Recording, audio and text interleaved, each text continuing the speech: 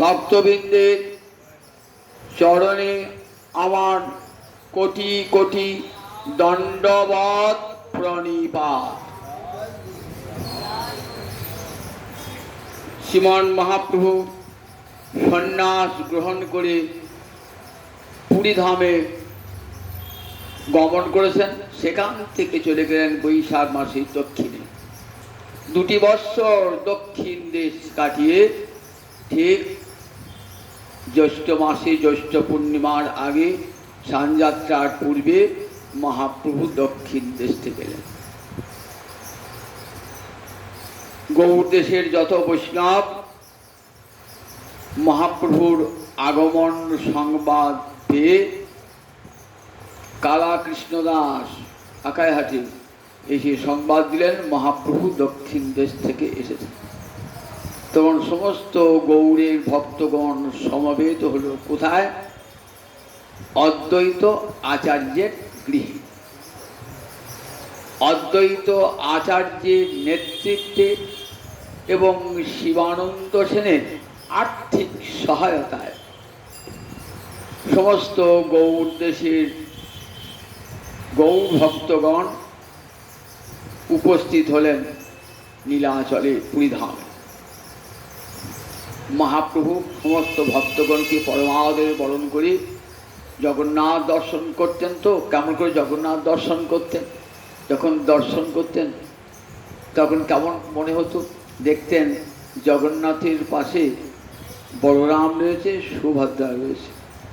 যেকালে দেখে জগন্নাথ বলরামে সুভদ্রা সাথ, তবে জানি আইনু কুরুক্ষেত্র, দেখিনু পদ্ম লোচন, সফল হইল জীবন, জুড়াইল তনু মন নেত্র। যেন কুরুক্ষেত্রে কৃষ্ণকে দর্শন করছে, এই ভাবটি মনে উদয় হতো। মনে বড় দুঃখ পেতেন, বিরহ বেদনায় অন্তরখানা ফেটে যেত মহাপ্রভু। রাধা ভাবিত হয়েছেন তো। রাধারানীর সঙ্গে কৃষ্ণের কোথায় দেখা হয়েছিল? কুরুক্ষেত্রে। কুরুক্ষেত্রে একবার পূর্ণগ্রাস সূর্যগ্রহণ উপলক্ষে ভারতবর্ষের সমস্ত মানুষ গিয়েছেন সেখানে পুণ্যতীর্থে স্নান করবার জন্য। তখন কৃষ্ণচন্দ্রের সঙ্গে সাক্ষাৎ হয়েছিল তো, কিন্তু সে দেখায় তো আনন্দপর্ণায় রাধারানী। সেই ভাবটি আজ এখানে জগন্নাথ যখন দর্শন করছেন না, যে কালে দেখেন জগন্নাথ বলরাম সুভদ্রা সাথ, ব্রজে বলরাম ছিলেন কিন্তু সুভদ্রা তো ছিলেন না। তাই ভাবছেন এটা তো বৃন্দাবন নয়। তবে জানি আইনু কুরুক্ষেত্র, আমি কুরুক্ষেত্রে এসেছি। যাক, আমার তো গোবিন্দ দর্শন হইল। দেখিনু পদ্ম লোচন, সফল হইল জীবন, জুড়াইল তনু মন নেত্র।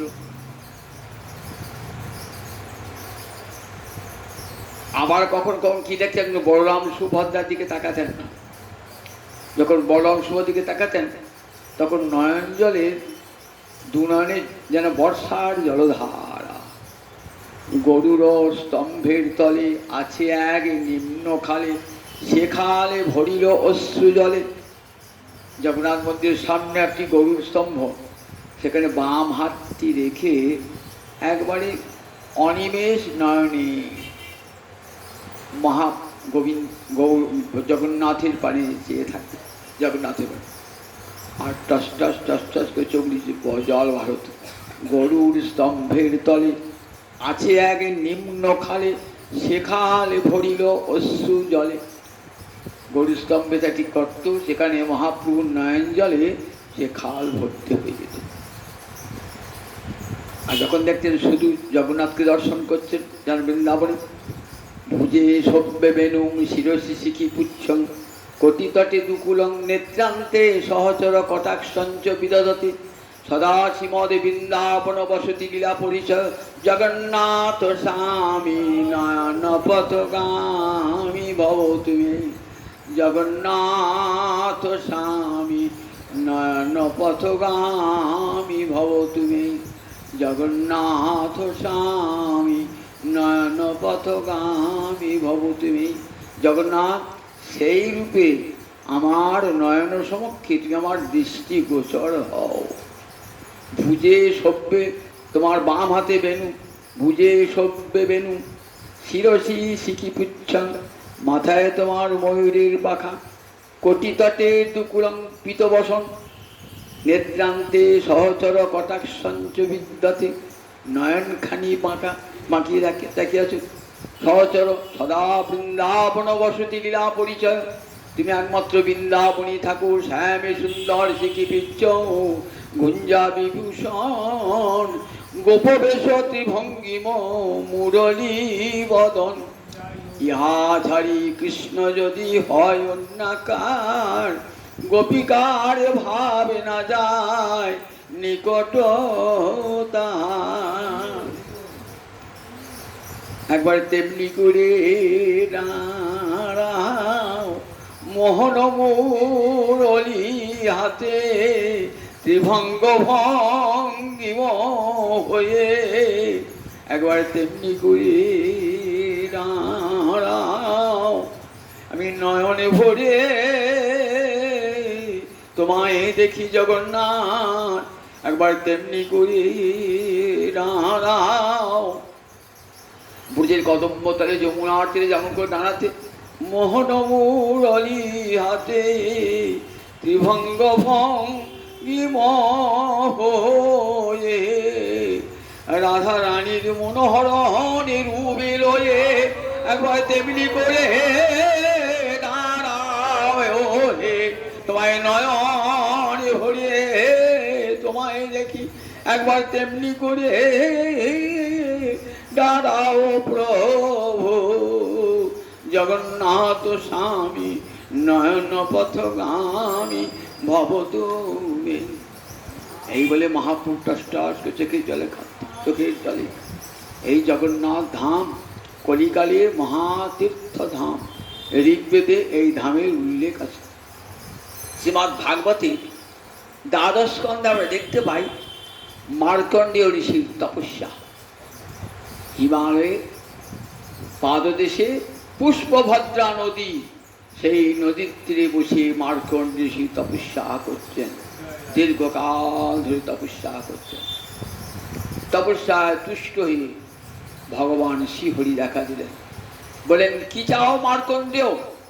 বলে কোনো বর চাই না প্রভু, আমি চাই তোমার মায়া দর্শন করতে।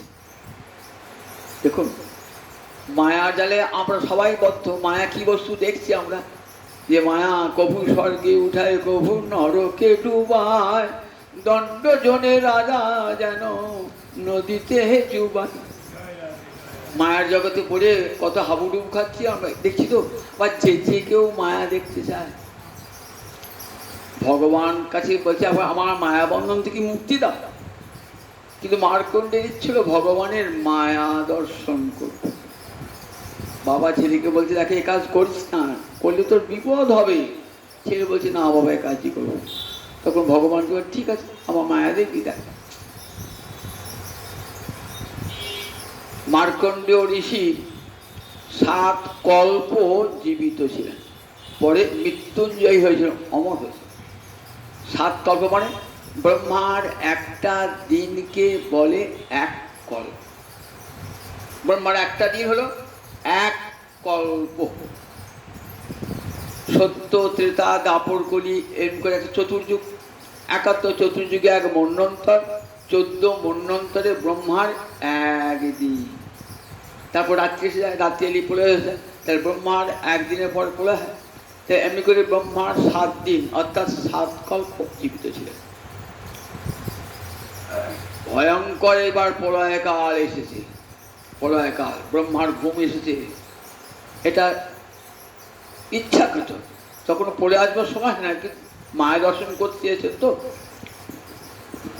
প্রবল ঝটিকা, প্রবল ঝড়, সেই সঙ্গে হাতির সুরের মতন বৃষ্টি। একবারে সব পৃথিবী বেঁচে গেল, সপ্ত সমুদ্রের জল একবার সব ডুবিয়ে দিয়েছে। কেউ নাই, সব মরে গেছে, কেউ নাই। শুধু কে বেঁচে আছেন? মার্কণ্ড ঋষি বিষয় আছেন, জলে একবার ডুবছেন একবার উঠছেন, একবার ডুবছেন একবার উঠছেন, একবার ডুবছেন একবার উঠছেন, কত দুঃখ কষ্ট ভোগ করছেন। জলে পড়লে জলচর প্রাণী আছে, সেখানে কুমির আছে, হাঙর আছে, খাচ্ছে গিলে সে যন্ত্রণা ভোগ করছেন, আবার কুমিরের পেট থেকে হাঙরের পেট থেকে বেরিয়ে আসছেন, আবার জলে ডুবছেন। এমনি করতে করতে অযুত বর্ষ ব্যয়িত হয়ে গেল। তখন ঘুরতে করতে কোথায় এলেন? এই সমুদ্রের তীরে নীলগিরি পাহাড়ের উপর দেখলেন এক অক্ষয় বট, কল্প বট দেখলেন। জল থেকে অনেক উঁচুতে এই নীলগিরি পাহাড় দাঁড়িয়ে আছে, এখানে জলের স্পর্শ নাই। সেখানে একটা বিরাট বটবৃক্ষ রয়েছে, কল্পবট। সেই বটবৃক্ষের একটা বট পাতায় একটা ছোট্ট শিশু শুয়ে আছে। বট পাতায় শুয়ে আছে ছোট্ট শিশু। শিশু তাহলে কি করে? নিজের পায়ের আঙুল চুষে, দক্ষিণ চরণের অঙ্গুলিটি চুষছে। ছোট্ট গোপাল আর এই বট পাতায় আছে। বলছেন, মার্কণ্ডেয় ভয় করিস না, আমার কাছে আয়, এটা আমার নিত্য ধাম, এখানে তো আর কোনো ভয় নাই। কিছুই দেখতে পাচ্ছেন না, কিছুই দেখতে পাচ্ছেন। তারপর দেখছেন, প্রথমে দেখলেন নারায়ণ মূর্তি, তারপর দেখছেন যে একটা ছোট্ট ছেলে বট পাতায় শুয়ে আছে। কাছে গেলেন, কাছে যাওয়ার সঙ্গে সঙ্গে সেই ছোট্ট শিশুটির নিঃশ্বাসে একবারে ওই ছোট্ট শিশু পেটের ভিতরে ঢুকে পড়লেন। পেটের ভিতর ঢুকে পড়ে কি দেখছেন? বিশ্বরূপ দর্শন করছেন, অনন্ত কোটি ব্রহ্মাণ্ড ছোট্ট ছেলেটির পেটে। দেখছেন আমার নিজের আশ্রমটাও রয়েছে ওখানে, আমি বসে তপস্যা করছি, তাও দেখলেন। এমনি করে অনেক দিন কেটে গেল, আবার বেরিয়ে এলেন। বেরিয়ে আসার পর দেখলেন কোথাও কিছু নাই। দিব্য বাণী হলো যে, মার্কণ্ডেয়, আমি যখন তোকে দেখা দিয়েছি, তপস্যা দেখা দিয়েছি, তোকে শান্ত ক্লান্ত হয়েছ, জানবে এটা আমার নিত্য ধাম, তুই হবি চিরজীবী, তুই এখানে আমার দ্বিতীয় তনু নীল মাধবের উপাসনা করবি। আর যে শিবের বরে তুই আমার দর্শন পেয়েছিস, সেই শিবের পূজা করবি তুই। শিব আমার দ্বিতীয় তনু, আর তোর নামে একটা সরোবর হবে, মার্কণ্ডেয় সরোবর, আর পাশে থাকবেন মার্কণ্ডেশ্বর শিব, নিত্য পূজা করবেন। ওই শিব এবং মার্কণ্ডেয় সরোবর দর্শন করলে পরে সহস্র অশ্বমেধ যজ্ঞের ফল লাভ হবে।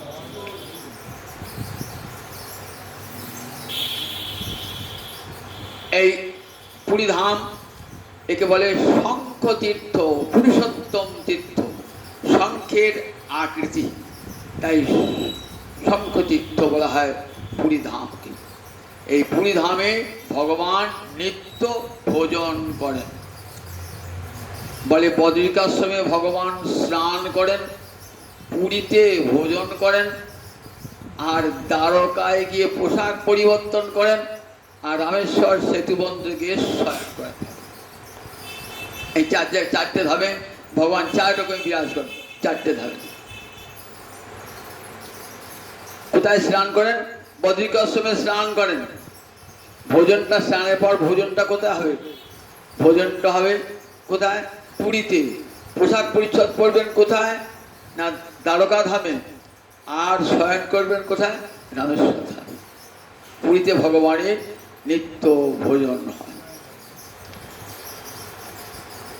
এই পুরী ধামে ভগবান রয়েছেন কেমন? জগন্নাথ মূর্তিতে, জগন্নাথ, বলরাম, সুভদ্রা আর সুদর্শন, এই চারই মূর্তিতে রয়েছে। এর একটা ইতিহাস আমরা পাই। দ্বারকায় যখন ভগবান রয়েছেন না,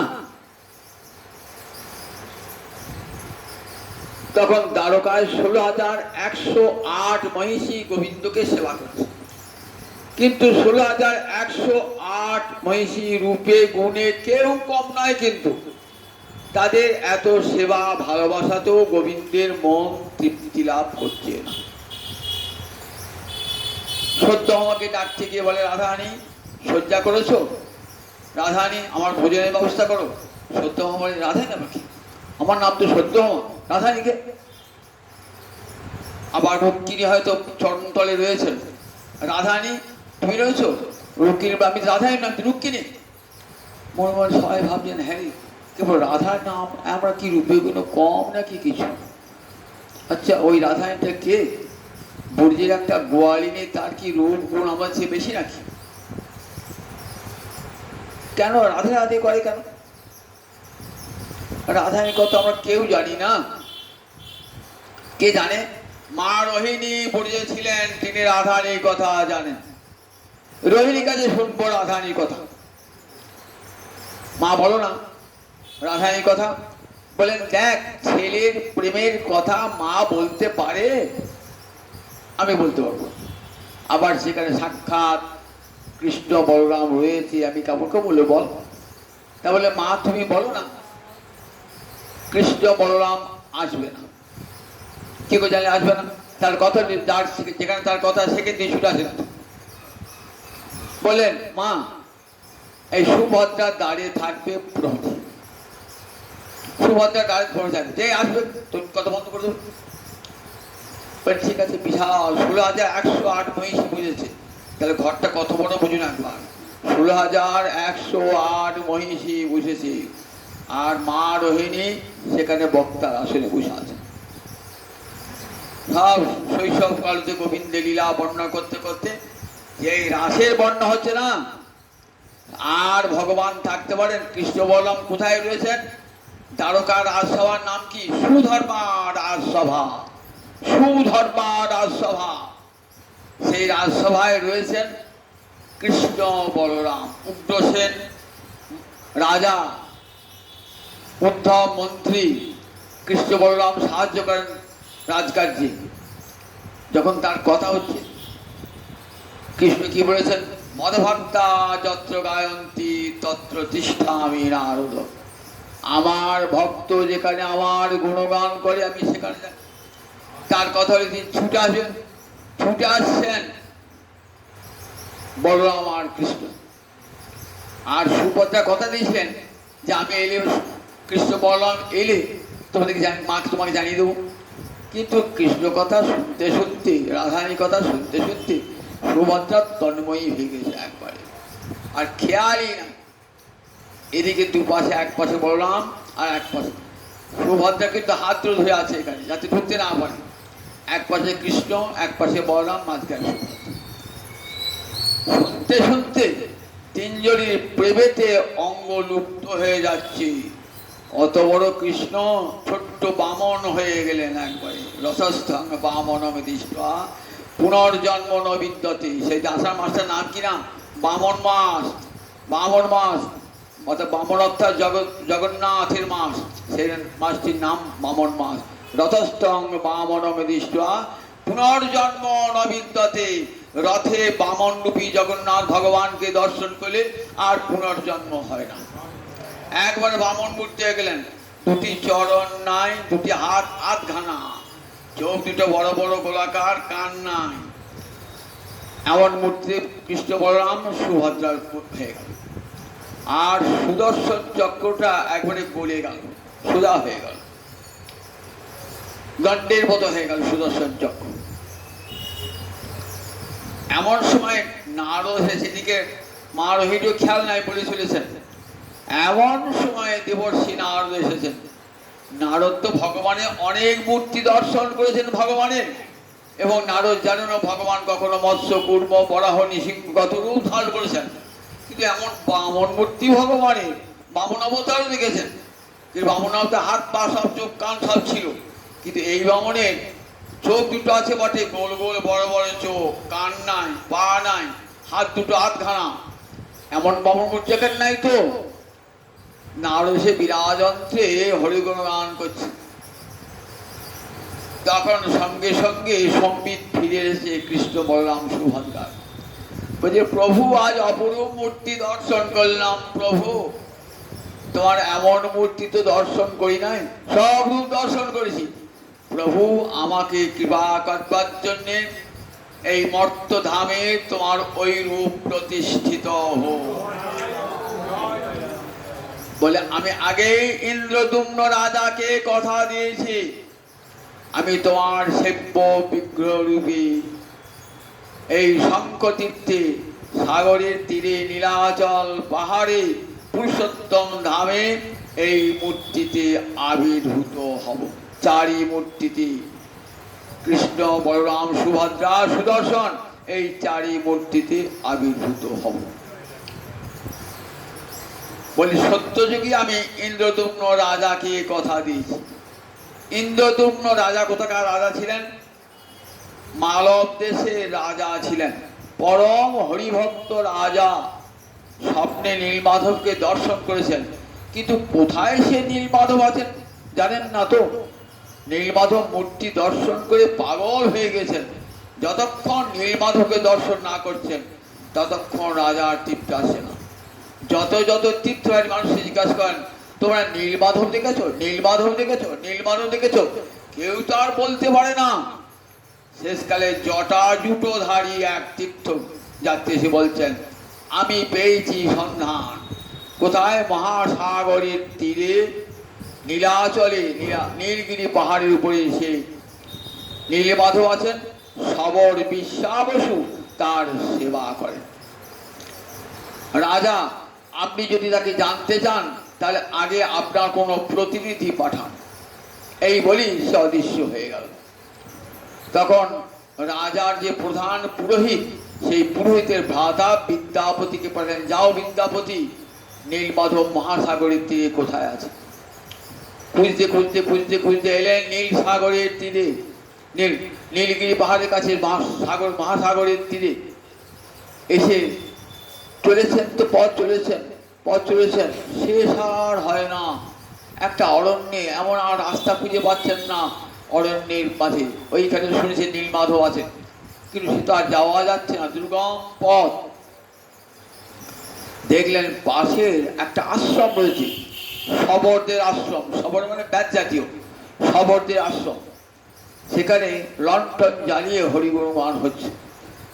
সেখানে ঢুকে বললেন, শবর বিশ্বাবসু শবর সেবা করলেন, সেবা করে বললেন, সেবা করে রয়েছেন। বললেন নীলমাধব, হ্যাঁ নীলমাধব আছেন, কিন্তু সে নীলমাধব আর কেউ দেখতে পাবে।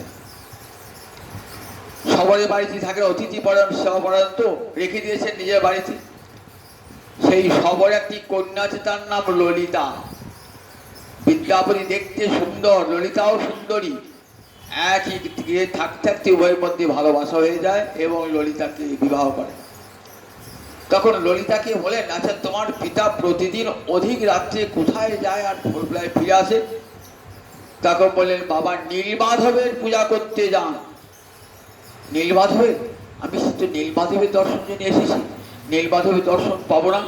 বললেন না, বাবা অনুমতি না দিলেন হবে না। তখন বললেন, দেখো আমি তো তার পুত্র তুল্য, জামাতা, আমাকে দেখাবেন না? তখন জামাতার অনুরোধে বললেন, ঠিক আছে তোমাকে আমি নিয়ে যাবো নীলমাধবের কাছে, কিন্তু চোখটি বেঁধে নিয়ে যাবো। চোখটি বেঁধে নিয়ে যাচ্ছেন, এদিকে ললিতা করেছে কিছু সর্ষের বীজ আঁচলে ভরে দিয়েছে। যাচ্ছেন তো আগে আগে নিয়ে যাচ্ছেন, বিশ্বাবসু শবর আর সর্ষের বীজ ছেড়ে যাচ্ছেন। ছেড়ে গিয়ে যখন দেখলেন বিশাল ঘন জঙ্গল, সেখানে একটা পাহাড়, সেখানে নীলমাধবের মন্দিরে প্রবেশ করলেন। দেখছেন কি অপূর্ব মূর্তি নীলমাধবের, সত্যি দর্শন করতে পাশে মহালক্ষ্মী রূপিণী। দর্শন করে একবার বিমুক্ত, সত্যি এই দর্শন করলে দর্শনেই মুক্তি লাভ হয়ে যায়। দেখলেন পাশে একটা কুণ্ড, অমৃত কুণ্ড, সেখানে একটা কাক পড়ল, পড়ার সঙ্গে সঙ্গে দেখলে তার মুক্তি হয়ে গেল। তখন ভাবছেন এই ব্রাহ্মণ, আমি ওই অমৃতকূপে ডুব দিয়ে মুক্তি লাভ করব। যখন অমৃতকূপে ডুব দিয়ে যাবেন তখন আকাশবাণী হচ্ছে, না বিদ্যাপতি তোমার কাজ সমাপ্ত হয় নাই, ইন্দ্রদুম্ন রাজাকে সংবাদ দান করবে। তবে চোখ বাঁধা অবস্থাতে নিয়ে এলেন। এইবার রাজাকে বললেন, এসে রাজা আমি সন্ধান পেয়েছি নীলমাধবের। রাজা তো শুভ দিন দেখে নারদের পরামর্শ অনুসারে সমস্ত নগরবাসীগণ রাজ্যবাসীগণকে সঙ্গে নিয়ে আসছেন সেই পুরীধামে নীলমাধব দর্শন করবার জন্যে। কত দূর রাস্তা, কোথায় মালব থেকে নীলাচল আসছেন, প্রতিমধ্যে বিশ্রাম নিচ্ছেন, কিন্তু মনের আকুলতা, এই নীলমাধব দর্শন করবো তো, ক্লান্তিবোধ কষ্টবোধ হচ্ছে না। ঠিক যখন নীলাচলে প্রবেশ করেছে না ভুবনেশ্বর পেরিয়ে, তখন এমন ঝড় ঝঞ্ঝা ভূমিকম্প বললেন সেখানে সব নীলমাধব চলে গেলেন, অদৃশ্য হয়ে গেছেন নীলমাধব, আর পুরী ধামটাই না। রাজা বলেন যে নীলমাধবের দর্শন নিলাম সেই নীলমাধব নাই, সেই পুরী ধামই তো নাই, তাহলে এখন কোথায় নীলমাধব দেখতে পাবো? রাজা নয়ন জলে ভাসছেন। এমন সময়ে দিব্য বাণী হলো, নীলমাধব বলছেন, রাজা তুমি আমাকে নীলমাধব রূপে আর দেখতে পাবে না, এবার আমি অন্য মূর্তিতে আবির্ভূত হব, এবার আমি দারু ব্রহ্মরূপে আবির্ভূত হব তোমার সেবা গ্রহণ করবার জন্যে। তুমি চিন্তা করো না, আমারই ইচ্ছায় আমি অদৃশ্য হয়েছি, তোমাকে দেখা দেবো না বলি, আর তোমার দ্বারা আমি দারু ব্রহ্ম সেবা প্রতিষ্ঠা করব। রাজার চৈতন্য কি করে দারু ব্রহ্মের সহ হয়? বলে রাজা সমুদ্রের তীরে বসে থাকবে, দেখবে সেখানে ভাসতে ভাসতে দুটো কাঠ আসবে, তিনটে কাঠ আসবে, সেই কাঠে শঙ্খচক্র গদা পদ্ম চিহ্ন থাকবে, তুমি সেই কাষ্ঠ তুলে নিয়ে এসে উপযুক্ত শিল্পী দিয়ে মূর্তি নির্মাণ করাবে। এত ভারী কাঠ তোলা তো যায় না, বহু কষ্টে সে নিয়ে এলেন। কোথায়? এই গুন্ডিচা মন্দির যেখানে যাবেন জগন্নাথ, সেখানে তার আগে বিশাল যজ্ঞ করলেন ব্রহ্মায়, সেই বিশাল যজ্ঞ, সেই যজ্ঞে নৃসিংহ মূর্তি, আপনি যজ্ঞ কুণ্ড তিনি সিংহ মূর্তি, কোলে লক্ষ্মী আর নৃসিংহ মূর্তি, আর মাথায় বিশাল অনন্তনাগ তার ফণা দিয়ে ধরে আছে। নৃসিংহদেবের আদেশ পেয়ে গেছেন তো, তাই নৃসিংহ মূর্তি আছেন দেখবেন জগন্নাথ মন্দিরে, নৃসিংহ মূর্তি। বিশাল যজ্ঞের পর এইবার কে মূর্তি নির্মাণ করবে? মূর্তি নির্মাণ করবে কে? কেউ আর মূর্তি নির্মাণ করবার মতো লোক নাই, যে আসে মূর্তি নির্মাণ করতে পারছেন। তখন স্বয়ং ভগবান এলেন বিশ্বকর্মার ছদ্মবেশে, বলে রাজা আমি মূর্তি নির্মাণ করব, কিন্তু 21 দিন সময়, এই 21 দিন ঘর বন্ধ করে আমি 21 দিন এই মূর্তি নির্মাণ করব, কিন্তু 21 দিনের মধ্যে কেউ ঘরের দরজা খুলতে পারবেন না। রাজা বলেন তথাস্তু। ঘরের মধ্যে সেই 3টি কাঠকে নিয়ে জগন্নাথ বলরাম সুভদ্রার মূর্তি তৈরি করছেন। রানী গুন্ডিচা ভাবছেন সূত্রধর হয়ে গেল, 15 দিন উপবাসী হয়ে আছে, খায় নাই দায় নাই কিছু নাই, এটা আমাদের অপরাধ হবে, আর ঠিকঠাক শব্দ পাচ্ছি না, তাই মরে গেল নাকি খাতে হবে। রাজা শিক্ষিত নিষেধ আছে, না না না তাই হয় না, আমার কি অতিথি মরে যাবে, আমার রাজ্যে অমঙ্গল হবে, তুমি বলো। রোগ দিয়ে দরজা ভাঙালেন, দেখছেন সেই শিল্পী আর নাই, এই অর্থ অবস্থাতে অসম্পূর্ণ অবস্থায় 3টি মূর্তি রয়েছে। রাজা বললেন রানী এ কি করলে, এ কি করলে, মূর্তি সমাপ্ত হলো না? আবার রাজা হত্যে দিয়ে বললেন, সাবরাদে ছিলেন, আমি তো এই মূর্তিতেই আবির্ভূত হব, এবার বলরাম জগন্নাথ সুভদ্রা এবং সুদর্শন এই 4ই মূর্তিতে আমাকে প্রতিষ্ঠা কর। এই 4ই মূর্তিতে রাজা মহা ধুমধাম সহ বিশাল মন্দির নির্মাণ করে, গগনচুম্বী মন্দির নির্মাণ করলেন। সেই মন্দির প্রতিষ্ঠা করবেন কে? সেখানে জগন্নাথকে প্রতিষ্ঠা করবেন কে? চলে গেলেন কোথায়? চলে গেলেন ব্রহ্মার কাছে, ঠাকুর তুমি গিয়ে সে মূর্তি প্রতিষ্ঠা করবে। ব্রহ্মা বলেন জগন্নাথ মূর্তির প্রতিষ্ঠা হন না, প্রতিষ্ঠা হয় না, জগন্নাথ মূর্তি সব প্রকাশ। আমি ওই মন্দিরের চূড়ে একটা ধ্বজা বেঁধে দেবো, সেই ধ্বজাটি যে দেখবে তারই মুক্তি হয়ে যাবে। ব্রহ্মা শেষে যজ্ঞ সম্পন্ন করে সেইখানে কৃষ্ণ বলরাম সুভদ্রার মূর্তি স্থাপিত হল। মহারাজ ইন্দ্রদ্যুম্ন পরম আদরে সেই মূর্তির বিগ্রহ বংশ পরম্পরায় সেই মূর্তির সেবা আজও চলছে কলিকালে। পুরুষোত্তম ধাম রূপে ঋগ্বেদে এই ধামের বর্ণনা আছে, ধাম রূপে, যেখানে জগন্নাথ বলরাম সুভদ্রা প্রতিষ্ঠিত হয়েছিলেন। আবার কি আছেন, ভুবনেশ্বর মহাদেব আছেন, কৃপা করে নিজের কাছে এগিয়ে দিয়েছেন। আবার বিমলা দেবী আছেন, যে বিমলা দেবী মহাপ্রসাদ পান নাই বলে অভিমান হয়েছিল। নারদ যান বৈকুণ্ঠে, নারদ বৈকুণ্ঠে যান বটে, কিন্তু কোনোদিনই প্রসাদ পান না। তা বলছেন মহাপ্রসাদ পাওয়া যায় না, নারায়ণের মহাপ্রসাদ। একদিন নারায়ণ প্রভু অনেক তো কৃপা করেছো, ওই মহাপ্রসাদ আমি পেতে পারি না। তা বললেন ওই মহাপ্রসাদ লক্ষ্মীর অধীন, লক্ষ্মী যদি কৃপা করে তাহলে হবে। লক্ষ্মীর সেবা করে লক্ষ্মীকে তুষ্ট করো। লক্ষ্মীর সেবা করবো কেমন করি? আমি তো পুরুষ দেহ, আমি তোমাকে নারী দেহ দান করলাম। সেই নারী দেহ লাভ করে লক্ষ্মীর সেবা করলেন। লক্ষ্মীর সেবা করে নারদ প্রসাদ পেলেন, লক্ষ্মীর প্রসাদ, লক্ষ্মীর অনুগ্রহে প্রসাদ পেলেন। নারদ সেই প্রসাদ পেয়ে বৈকুণ্ঠে অমৃত প্রসাদ পেয়ে আনন্দে নৃত্য করতে করতে এসে কোথায়? কৈলাসে। বলছেন কৈলাসে মহাদেব বলছেন এত আনন্দ কিসে? বলে আজ দুর্লভ বস্তু পেয়েছি মহাপ্রসাদ, আমাকে দিলে না, আমি বন্ধু তুমি। তা বললেন দেখো আমি আনন্দে আত্মহারে সব প্রসাদ খেয়ে প্রাপ্তি মাত্রেন ভক্তব্য বলেছে তো আমি খেয়ে ফেলেছি। তা দেখো আমার এই নখের কোনাকুলি লেগে আছে, সেটি মহাদেব মুখে পুড়ে দিলেন। মহাদেব সেই প্রসাদটুকু খেয়ে নৃত্য করছেন। এমন সময়ে দেবী দুর্গা এসে বলছেন এত দুই বন্ধু নৃত্য কিসের? বলে শোনো শোনো দেবী, আজ নারায়ণের প্রসাদ পেয়েছি। তা আমি তো অর্থাঙ্গিনী, আমার দিলে না। তা বললে এই যা, আমি তো সামান্য প্রসাদ পেয়েছি নখের কোনায়, খেয়ে ফেলেছি। অভিমান হলো, ঠিক আছে আমাকে প্রসাদ থেকে বঞ্চিত করলে তো, কলিকালে আমি জগন্নাথ ভগবানকে নিয়ে আসবো ওই মর্তধামে, এবং এই প্রসাদ শুধু মানুষ কেন, মনুষ্যেতর প্রাণী, পশু পাখি কীট পতঙ্গ চণ্ডাল ব্রাহ্মণ শূদ্র সকলে খাবে ওই মহাপ্রসাদ। একসঙ্গে বসে নর্দমার কৃমি কীট পর্যন্ত জগন্নাথের প্রসাদ খাবে। সেই বিমলা দেবীর প্রার্থনায় ভগবান নেমেলেন, নেমে এসে বলে বাসি হবে আমার বিমলা দেবীর মন্দির। অভিমানে মুখ ঘুরিয়ে বসে আছেন। প্রথম ভোগ হওয়ার পর কোথায় যায়? ভোগ হওয়ার পর যায় বিমলা দেবীর কাছে, তারপর যায় ভুবনেশ্বরে। বিমলা দেবী খাওয়ার পর সেটি মহাপ্রসাদ হয়ে যায়। এইবার সে চলে যায় আনন্দবাজারে, সেখানে প্রসাদ বিলি হয় মহাপ্রসাদ।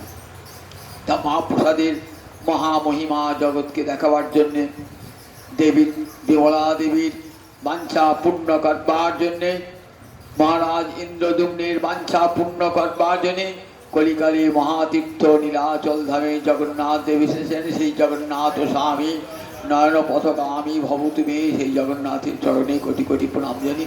আবার পরের দিন সর্বজনী তার আগামী শুক্রবার দিন রাঘবের ঝালি সমর্পণ লীলা। যখন রথযাত্রার পূর্বে কি কয় দেখো ঝালি সমর্পণ, গুন্ডিচা মার্জন, ওই শনিবার দিন হবে গুন্ডিচা মার্জন লীলা, সেদিন এখানে পাঠ করবো। কিন্তু শুক্রবার দিন আমি গৌরাঙ্গ মন্দিরে যাবো, ওদিনে রাঘবের ঝালি সমর্পণ লীলা হবে। আমার বাড়ি থেকে রাঘবের ঝালি বার হবে। দময়ন্তী দেবী রাঘবের বোন ছিলেন, দময়ন্তী দেবী সারা বছর মহাপ্রভু যাতে খেত, কারণ সেই জন্যে নারকেলের নাড়ু, চিড়ের নাড়ু, মুড়ির নাড়ু, খয়ের নাড়ু, সব নাড়ু তৈরি করতেন। আম সত্ত্ব, তারপরে আম তেল, আম কাসুন্দি, ঝাল কাসুন্দি সব তৈরি করতেন। সেগুলি তৈরি করে রাঘব পণ্ডিত নিয়ে যেতেন মকরধ্বজ, আর সেই সবটা বাড়ি ধর যেতেন থোর, মোচা, লাউ ইত্যাদি। এবার ঠিক করেছি ওই লীলাটি সবাই দেখতে পায়। সেই জন্যে আমার রাধামাদের মন্দির থেকে ওই রাঘবের ঝালি বার হবে, কীর্তন করতে করতে মহাপ্রভুর মন্দিরে আমরা সেই ঝালি সমর্পণ করে দেবো। ওইখানে রাঘবের ঝালির কথা আলোচনা হবে। জয়িতা আর শনিবার দিন এখানে গুন্ডিচা মন্দির মার্জনা হবে। সেদিন আপন আপন মন্দির ঝাঁটা দিয়ে মার্জনা করবেন। পারলে গৌরাঙ্গ মন্দিরকে মন্দির মার্জনা করবেন, গোবিন্দ মন্দির মার্জনা করবেন। ওই দিনে কুঞ্জ সাজানো হবে। প্রাণনাথ আসবে, কাল আসবে আমার প্রাণে বধুয়া, চলো কুঞ্জ সাজাই গিয়া, কাল আসবে আমার প্রাণে বধুয়া। এমনি করে মহাপ্রভু কুঞ্জ সাজাচ্ছেন, গুন্ডিচা মার্জন করছে, সেই ক্রিয়াটি হবে শনিবার দিন শোনাবো আপনার। জয় নিতাই, জয় নিতাই। আরতির সময় হয়ে গেছে। জয়।